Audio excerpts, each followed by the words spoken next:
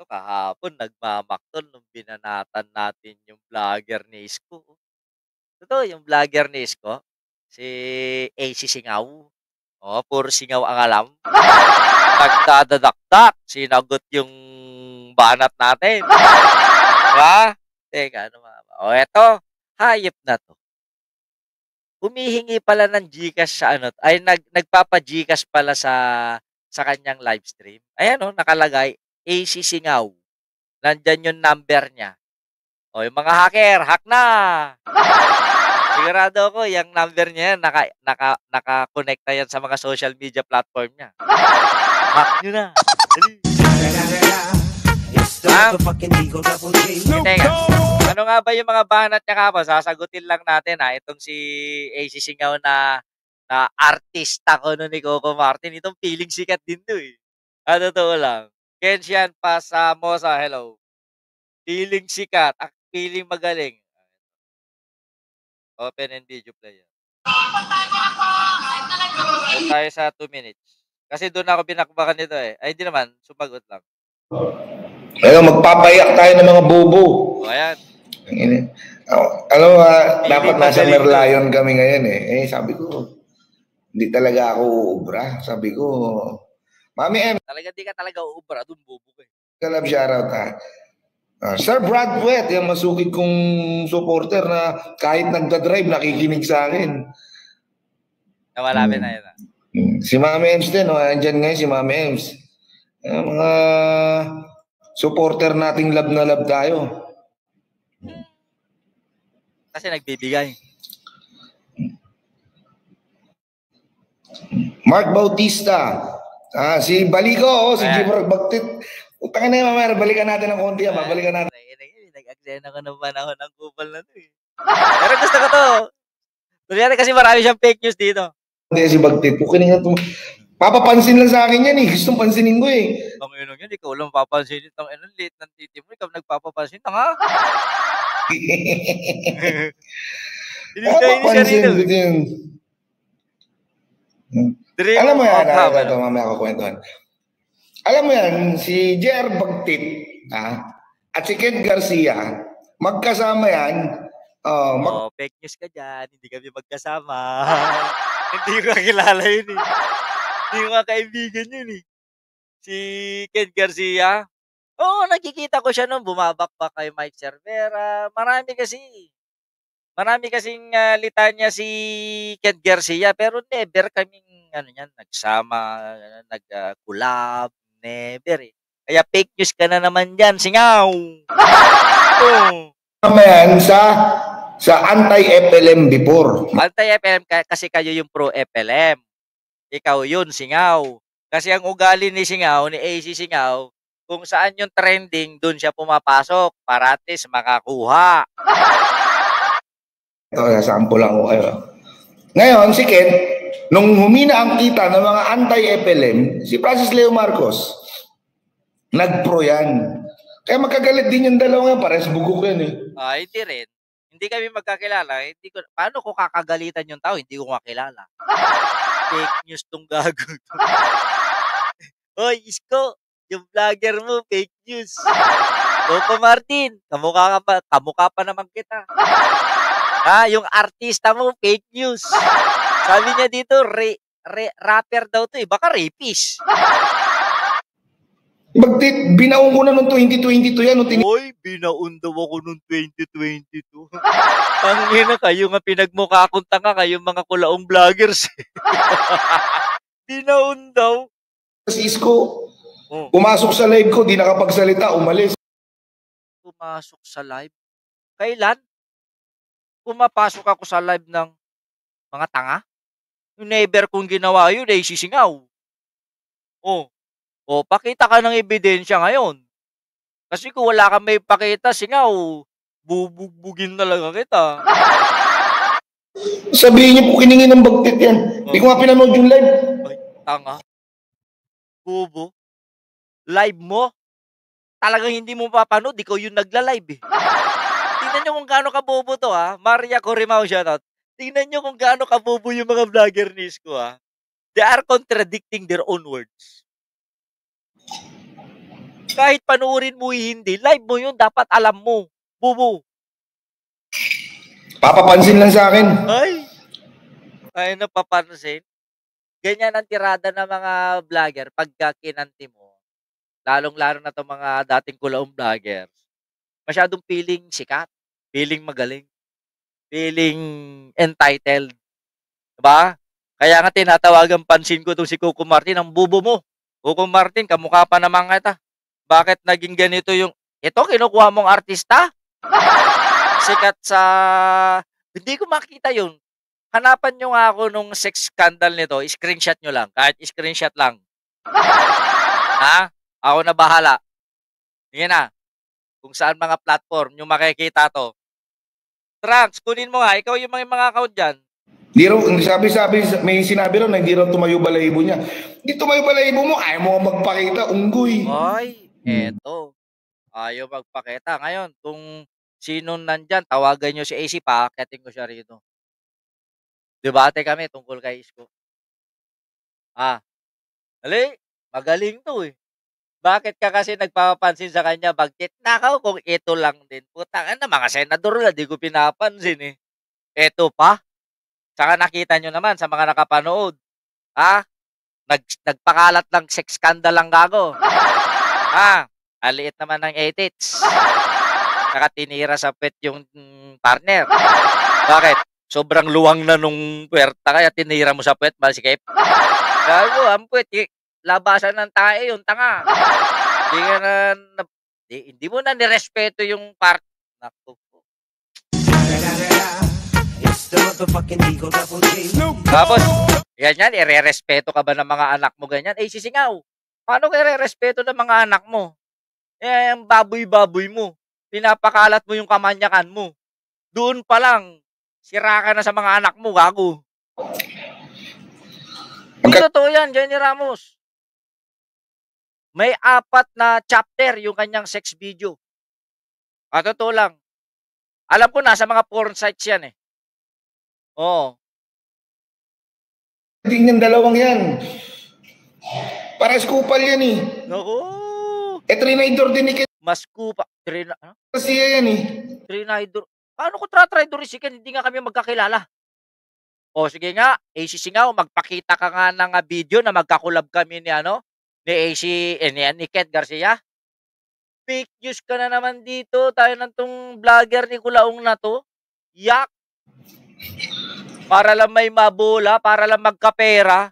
Nanunubra ng pera sa social media. Ayan binabalandra yung yung GCash niya.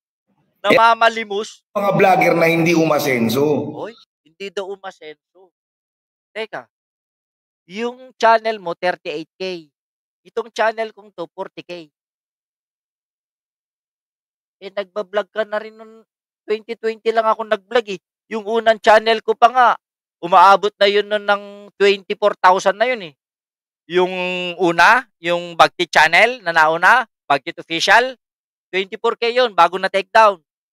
Kung hindi lang na take down yun, sigurado nasa 80,000 na yun. Malamang. Di nga makauwi ata ng Pilipinas yung kula. Sa Pilipinas yung kupal na yan eh.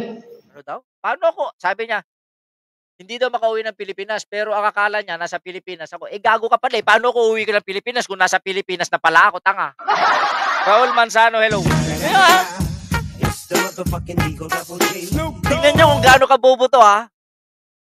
Hindi daw ako makauwi ng Pilipinas, pero ang alam niya, nasa Pilipinas ako.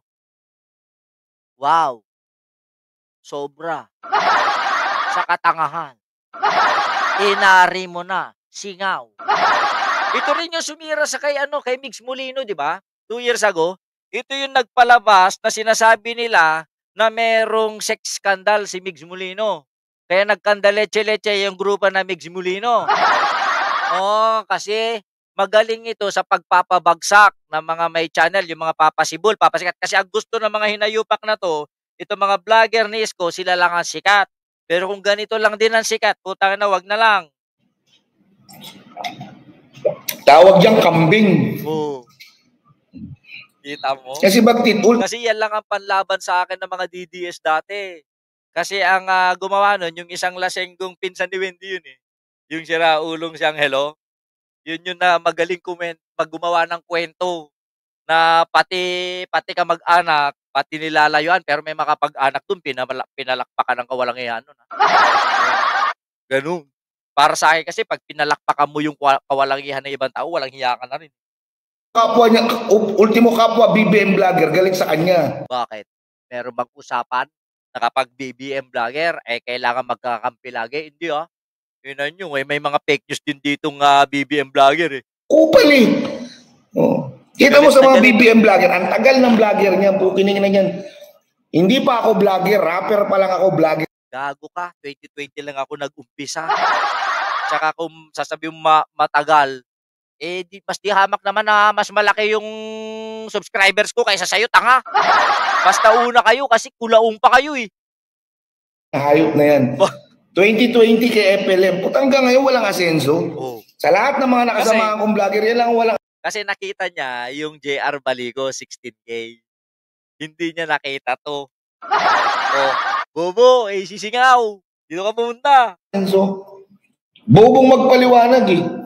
Ano, Meron pa sa akin sinabi kanina, sinanla sa akin yung screen record na na lumubog, sinabi ko na lubog ang Pinas kay Bangag. Oh, bakit? Kasalanan ko ngayon kung nag-react ako na sinabi mo lubog ang Pilipinas.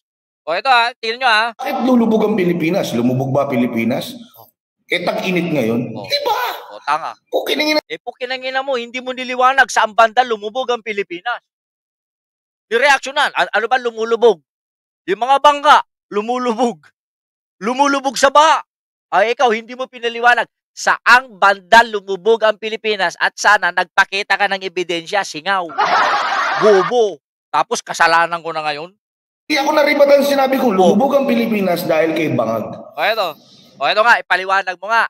Saang banda lumubog ang Pilipinas dahil kay BBM? O, hindi sila makapagpakita. Kasi ito, hanggang sa ano lang, parang spark plug lang. Walang tulin. Puro andar. Hindi raw lumubog ang Pilipinas, tag-init ngayon. Putang ina, anong utak meron yun? Ang inang yan. Ito utak mo. Hanggang titi ka lang. Hindi may sinabi pa to dito sa live stream niya. Sinabi niya na si BBM ba pinagmartsahan ng mga loyalista. Kasi daw, ang pinagmamalaki nito, Cecilia de los Santos ng Pangasinan, pinagmamalaki ito, nung birthday ni Digong, marami daw nagmarcha. Putang ina, bubo pala kayo eh. Kayo mga DDS vlogger kayo, lalo-lalo na to eh. Wala pala kayo respeto kay Digong, buhay pa, pinagmamarcha nyo na, para nyo nang ililibing. Teka, tanong ko, anong achievement na nakamit ninyo noong birthday ni Digong? Napalaya nyo ba si Digong? Wala. Emilia Agustin, shout out.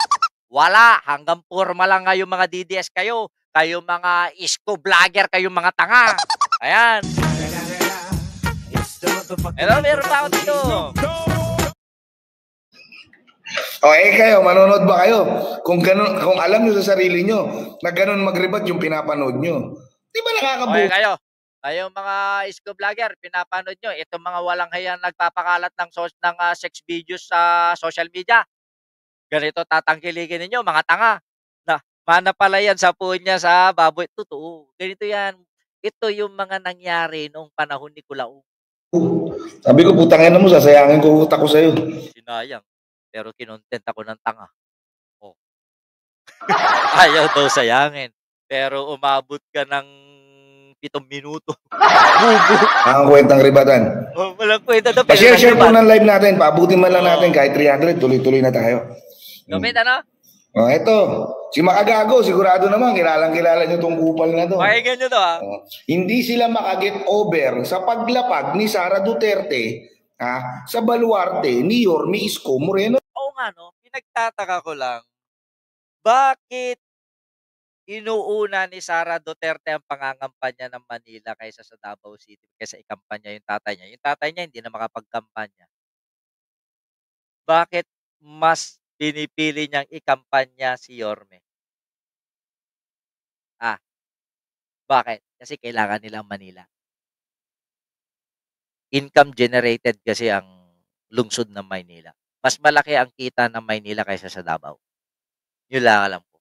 Kaya itong si Yorme, delikado to. China to. Oh, maniniwala ako, China to. Parang si Si Palayan, ako content niya dati, sinalo yung post ko, sabi dito. Sabi niya, sayang daw ang panahon, kinukontent ako, putang ina, kinontent ako eh. Parte ni Yorme Isko Moreno. Hindi sila makaget over. Lahat Kaya ganyan nagmumukhang tanga. Nagmumukhang tanga, pero siya yung pinakatanga rito, no? At dito sa anak ni Abante, si Attorney Princess Abante, mga nag-iyakan eh. Sabi ko nga, hindi naman nagtatandem si Isko Moreno. Kung gaano ka bobo to, tatanungin, yung nasa dulo, nasa gano'n. Di pa niya mabanggit, Scarborough Shoal. Ang banggit niya, Scarborough. Bobo. Ano pinag-aralan nito?